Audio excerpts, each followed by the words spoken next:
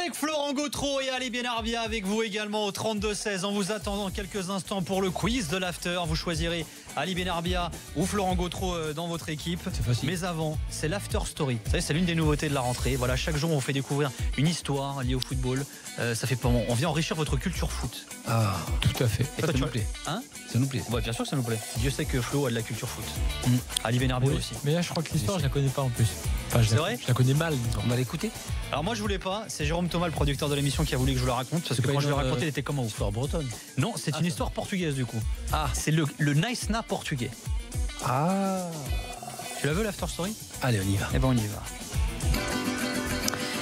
Été 1986. Ali n'est pas encore prince, mais le doge de la Venise provençale. Paris est encore loin pour Flo Gautreau, mais le Loir-et-Chérien s'est fait une place à Vendôme.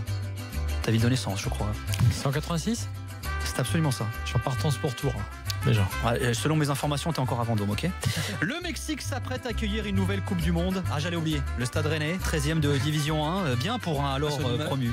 20 ans après son dernier mondial, le Portugal a obtenu son billet pour le Mexique. Et l'espérance est grande à l'égard de cette sélection, demi-finaliste de l'Euro 84. Mais la qualif a été difficile, les choix du sélectionneur José Torres font jaser. Le talent de cette génération, Paulo Foutre, n'est même pas titulaire. D'ici peu, ils iront tous se faire foutre.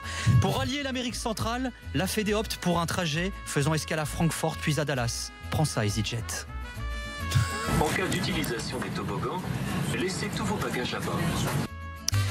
La Stressant arrive à destination Saltillo. L'équipe s'entraîne sur un terrain penchant, la pente est glissante. Les adversaires que le Portugal avait prévu de rencontrer se désistent pour cause de primes. Les Portugais affrontent une équipe composée d'employés de l'hôtel, la déprime. Les journalistes cohabitent dans l'hôtel, les prostituées coïtent sur le parking. Des Mexicaines sont tombées amoureuses de certains de mes coéquipiers, raconte bien des années plus tard le fameux Paulo Foutre. Il y a prescription de Foutre, crache le morceau. Il a vécu une aventure avec une policière, je cite, je conduisais sa voiture, je montrais son badge de la police, on ne s'arrêtait pas au barrage. La Stressant n'ira de toute façon pas jusque-là. À 1600 mètres d'altitude, le niveau vole très bas. Pour la première fois, le Portugal s'est trouvé des sponsors, mais les joueurs réclament leur part. La grève est votée. Franchement, je suis au courant de rien. Je sais même pas si j'ai entendu une grève, mais j'ai rien compris. Le premier match du mondial, un succès face à l'Angleterre n'est qu'un mirage. Le mythique Manuel Bento se blesse entre-temps sur le champ bosselé de l'hôtel La Torre. Ainsi s'achève l'histoire de l'un des gardiens portugais les plus mythiques jusqu'à celui de la cage dorée. On ne l'a pas assez dit au célèbre moustachu, mais moustache gracias. Je pense que c'est une erreur pour le football. Ouais, Guy Lacombe, c'est pour toi. La Pologne va très vite ramener les Portugais sur terre. Le Maroc va bientôt les enterrer. Au pays d'El Chapo, les Portugais s'illustrent comme des sombres héros. L'affaire devient politique. La plupart des joueurs est exclus de la sélection. Ils deviendront les fameux, je cite, indisponibles. Inspunibles en VO. Le Portugal sera absent des phases finales jusqu'en 1996 et cela en grande partie à cause du Nice-Na portugais. Je ne sais pas si vous la connaissiez cette histoire. Pas du tout. Voilà, c'est l'une des pages les plus sombres de l'histoire du football portugais. Donc les joueurs se sont mis en grève. Paulo Foutre, très très bon joueur. Qui n'était pas titulaire. Hein. Il a été titulaire le dernier match face au Maroc, qui deviendra d'ailleurs la première équipe africaine à passer la phase de poule d'une phase finale de Coupe du Monde, grâce à cette victoire face. Et la grève, le motif officiel, c'était les primes. En fait, ils avaient pour la première fois le Portugal avait des sponsors. Ils ont fait en mode Afrique, quoi. Voilà, c'était un peu ça. Je pense en général, ce qui se passe, c'est que tu as des primes en cas de qualification. Et en général, au début de tes matchs, ce qui se passe, c'est que là, les joueurs touchent les primes. Pas par rapport aux sponsors. Ah non, mais là, c'était lié aux sponsors, vraiment. C'est-à-dire que pour la première fois, autour du terrain d'entraînement, il y avait des sponsors. Ils avaient des t-shirts avec des sponsors. Et là, ils ont dit, attendez, la Fédé se gave, on veut notre part. Et ils ont fait grève, c'était au mois de mai d'ailleurs, avant la Coupe du Monde. Et c'est parti comme ça. Et alors, ils ont été hyper mal reçus derrière. Les joueurs ont été écartés. Ce qui a fait que d'ailleurs, les sélectionneurs qui sont succédés à Torres, ont dû bricoler pendant des années au final. Et il y a eu des problèmes. Voilà. On a Tonio, supporter du Portugal, qui nous a appelé au 32-16. Attends, como é pá? Então, rapaz, boa noite a todos. Desse caralho, pá, esta merda de 86 foi complicada. Vous êtes sur Radio Alpha, les mecs. Salut à tous, Salut. Ça fait plaisir de vous parler. Salut Nico. Tonio. T'es d'où au Portugal, Tonio? Moi j'habite entre Viseu et Guarda. Ah d'accord, où ça exactement? Tu connais un peu? Ouais, ma maman elle est de Marta, quoi, tu connais non? Ouais, bah oui, j'habite à Trancoso, moi, à côté de Trancoso. Ah bah voilà, c'est à côté que Trancoso, pá. Forêt d'eucalyptus, tout ça. Ah, pas Trancoso, acho que vai para estar a família da passagem ali em Coimbra, pá, direção Viseu, oui. J'en ai un chez moi, on invitera Ali pour boire une bonne Superboc bien fraîche. Ah oui, alors ça. Alors bien fraîche alors. Non, Je voulais rebondir parce que moi je m'en souviens, bon à l'époque j'avais 16 ans, hein, mais je m'en souviens très bien et puis en me regardant un peu, le pire en plus c'est que leur camp d'entraînement donc était à Saltillo, alors apparemment l'hôtel était sympa, c'était en bord d'autoroute et de l'autre côté de l'autoroute t'avais quand même la sélection anglaise, donc c'est les ça. rivaux en fait, les mecs contre qui ils jouaient quoi. Exactement. Et l'histoire pour rebondir sur ce que tu disais Nico, c'est que en fait quand ils arrivent sur place ils doivent faire des matchs amicaux contre le Chili et à l'époque la Fédé portugaise elle n'a pas voulu payer l'équivalent de 5 300 € aujourd'hui. Donc ils ont joué effectivement comme tu dis contre les coiffeurs quoi. Et en fait l'histoire, là c'était les cuisiniers, les employés de l'hôtel carrément. Ouais, c'est exactement Nico. Et en fait l'histoire c'est que il y a un des sponsors qui va voir un des joueurs et qui leur demande si jamais ils ont touché leur prime. Et là, les joueurs, je dis, mais quelle prime, nous, la Fédé, bien sûr, ils sont bien regardés de dire quoi que ce soit, et ils s'en sont mis plein les poches, donc les mecs, ils ont commencé à faire un peu une nice-na, même Paulo Futre a expliqué qu'à l'époque, ils s'étaient presque entraînés à poil en refusant de porter l'équipement du sponsor, quoi. Et ça avait été loin, et même cette affaire... Suite à ça, la Fédé, au lieu de faire son mea culpa ou d'essayer d'arrondir les angles, ils avaient dit ouais c'est les joueurs qui ont foutu, enfin si vous permettez l'expression, qui ont foutu le bordel. Et je sais pas si tu te rappelles Nico, au retour au pays, les joueurs mais se sont fait insulter, ouais. Ils se sont fait canarder de tomates. Et ça c'est pas une fiction, c'est une réalité. Et il y a même un mec comme Diamantino, moi je me rappelle de Diamantino qui était un super joueur. Ouais, et le mec suite à ça il est plus jamais revenu en équipe du Portugal quoi. Bah, il faisait partie des fameuses indisponibles. Il y en a pas beaucoup qui ont survécu à ça hein, derrière, hein, qui n'ont pas été tricards. Hein. Ouais, non, c'est clair. Et pourtant, quand tu vois l'équipe qu'il y avait à l'époque, même le banc de touche et tout, c'est l'équipe qui est en demi-finale déjà de l'Euro. C'est en partie. Il y a Paulo Futre qui arrive en plus normalement d'ailleurs. Mais alors justement, comment on explique que dans ce contexte compliqué, ils gagnent leur premier match contre l'Angleterre? Ça c'est vraiment l'aberration totale. Tonio, tu vas. Alors moi j'étais très très petit quand ça s'est produit, donc j'ai aucun souvenir. Mais justement, toi, quelle avait été la réaction après ce premier match face à l'Angleterre justement? On se voyait déjà, sachant que donc quand il y a le tirage, on est dans un groupe relativement facile, sachant que on était sûr au moins de jouer au moins les deux premières places, donc d'être sûr d'être qualifié, puisqu'on avait le Maroc et la Pologne. Mais donc quand on fait le premier match, on gagne 1-0, c'est un but de Carlos Manuel de mémoire. Ouais, donc on se sent fort. Derrière, il y a cette histoire qui ressort un peu des primes et tout ça. Et puis bon, ça a été la débandade. Après, tu sais, hein, il suffit que ça fait boule de neige et puis tous les joueurs, ça a foutu le bordel dans l'équipe, quoi. Mais le souci, c'est que le pire dans cette histoire, c'est que la Fédé, jamais ils n'étaient pas sur place. Ouais, ils n'ont pas fait le mea culpa. Non, mais il y avait le président et le vice-président de la Fédé n'étaient pas au Mexique avec la sélection. Ils faisaient tout depuis le pays. Mais ils avaient peur de passer par Francfort et Dallas. C'est ça, exactement. Déjà rien que ça. Et moi, je voulais juste rajouter un truc, Nico. Et moi, je connais un peu, peut-être moins que toi, le football portugais.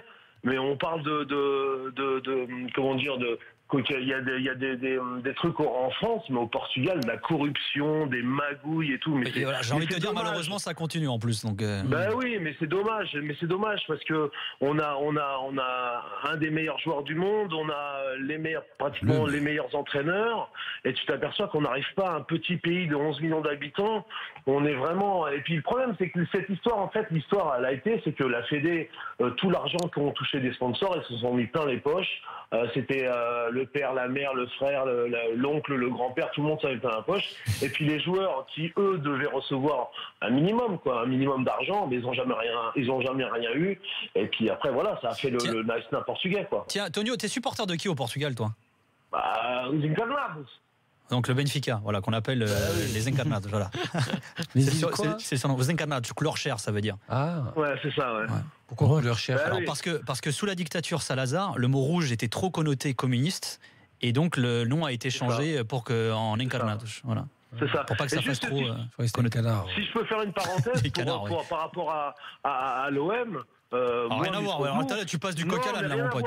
Non, parce que je veux dire que Mitroglou, c'est un très très bon joueur. Hein. C'est un très très bon joueur. Oui, mais dans une équipe qui jouait très très bien aussi. Donc, oui, je suis d'accord. Tonio, la plupart des attaquants qui jouent à Benfica, comme jouait Benfica, c'est sûr que tu deviens bon. Bah tiens, rassure les supporters de Marseille, justement, parce qu'il y en a pas mal. Alors, il y en a pas mal d'ailleurs qui ont été offusqués parce qu'ils ont vu que ça a été officialisé dans la journée d'ailleurs, le transfert. Le Benfica est coté en bourse et a communiqué la vente du joueur. Donc, il a été vendu 15 millions d'euros à l'Olympique de Marseille et ils auraient 50% sur une éventuelle future revente. Pour un joueur de 30 piges, voilà, avoir. Il a 28 ans, je crois, Nico. Ouais, il a 29 là, je crois. Il a 29.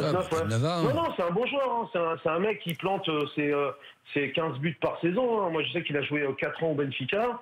Il a planté 15-20 buts par saison. Quoi. Ouais, tu vois, donc c'est ça. Hein, 52 buts en 88 matchs. Non, puis en plus, moi Marseille, c'est pas une équipe que j'aime trop. Je suis bordelais, donc je suis supporter de Bordeaux. Mais bon, voilà quoi. En plus, Ali, le grand Ali Benarbia, voilà. Voilà, tu sais, ce fameux match où vous gagnez 4-0 contre eux, c'était contre Marseille d'ailleurs. Exactement. Contre Marseille, avec Lilian, avec Sylvain et tout. Ah, quel match, vous nous avez fait rêver. Hein. Ah oui, ouais, c'est sûr. Ali, il n'est pas resté assez longtemps à Bordeaux, c'est dommage. Ah, c'était suffisant pour gagner. Ouais, je trouve que c'était trop déjà, moi. Ouais. Ah non, je te demande, non. C'était. Enfin voilà, pour revenir au Portugal, ça a été malheureux. Bon, à l'époque, le football n'était pas autant médiatisé qu'aujourd'hui, mais une histoire comme ça si elle se déroule aujourd'hui, c'est une branle-bas de combat. Avec les réseaux sociaux, c'est une catastrophe. Ah oui, je te confirme. Je te confirme ça a été un vrai nice à l'époque. Il y a beaucoup de Portugais. Bon, c'est vrai que ça. En plus, le pire, c'est que le Portugal, ça faisait 20 ans qu'il s'était pas qualifié pour une Coupe du Monde. Depuis 66, Depuis 66, et en plus on arrivait... Et d'ailleurs, tu sais, ce fameux premier match face à l'Angleterre, il avait été très très important pour les Portugais puisqu'ils avaient perdu justement en demi-finale face à l'Angleterre 20 ans avant. Ça avait été vécu comme une revanche par les Portugais. Merci. Non, juste pour faire sur le scénario, pas sur Naïsna, la comparaison avec Naïsna, mais plutôt la comparaison avec ce premier match de poule contre l'Angleterre à l'Euro 2004, quand la France bat l'Angleterre au Portugal à l'Euro à 2-1 dans des circonstances incroyables également, dans les arrêts de jeu avec Zidane et Henry.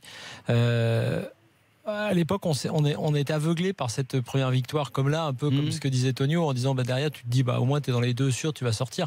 On était aveuglé parce qu'on était toujours sur l'idée que 2002 avait été un accident et qu'on allait repartir sur la dynamique de 2000. Et on se dit la preuve, c'est qu'on bat l'Angleterre demain comme à nos plus beaux jours. Alors qu'en fait, dans le contenu du match, déjà, il y avait les germes de ce qui allait se passer après. Penalty, quoi. Tonio, merci de nous avoir appelé, mon gars. Merci, Tonio. Merci à vous, les gars. Bonne soirée à vous. Ciao.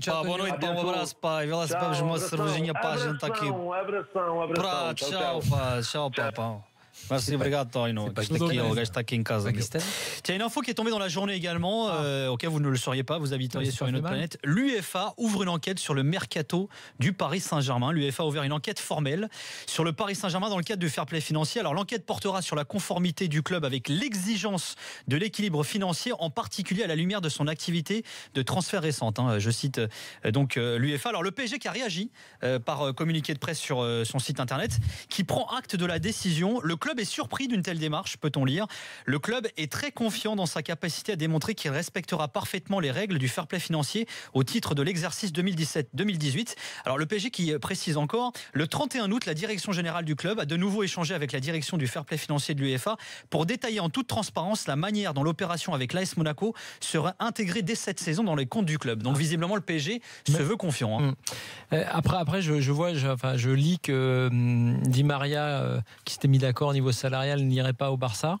Je suis un peu surpris de voir que le PSG se précipite pas pour vendre, entre guillemets, si c'est possible, ce genre de joueur, parce que c'est vrai que ça permettrait peut-être de rentrer encore plus dans les clous du fair play financier. Exactement. Parce que s'ils veulent récupérer Di Maria au rabais, c'est pas du tout le moment. Une petite réaction également sur le hashtag RMC Live. Tout à l'heure, on était au Brésil. Une très belle image aujourd'hui. Alan Rochelle, l'un des rescapés du crash de l'avion de la Chapecoense, qui a marqué face à la Roma. Il y a eu un match amical. Et tiens, je vous file la petite info également. Sachez que le Paris Saint-Germain devrait affronter l'équipe de la Chapecoense en fin d'année. Voilà. Ça c'est sympa. C'est assez sympa, effectivement.